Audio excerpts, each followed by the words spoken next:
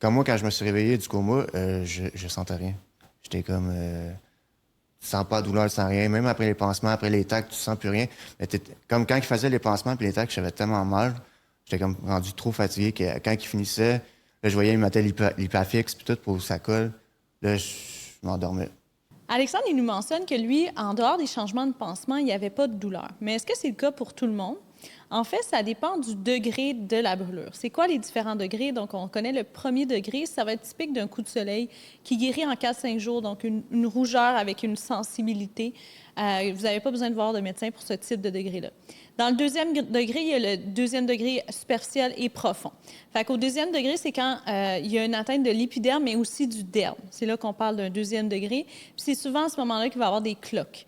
Les cloques, il ne faut pas les percer parce que ça protège la peau. Puis une fois qu'ils vont être percés par eux-mêmes, là, c'est là qu'il faut vous donner des soins plus accentués. Puis si jamais ça touche vos mains ou des parties sensibles, c'est là qu'il faut voir un médecin. Ensuite de ça, il y a le troisième degré. Ça, c'est quand la peau va devenir soit blanche, noire ou comme carbonisée.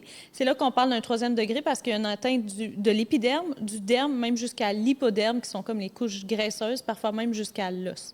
Donc, il y a une atteinte des nerfs à ce moment-là, puis c'est là que certains patients vont plus ressentir de douleur. Donc, voilà pourquoi lui, Alexandre, entre autres, ne ressentait plus de douleur en dehors des changements de pansement.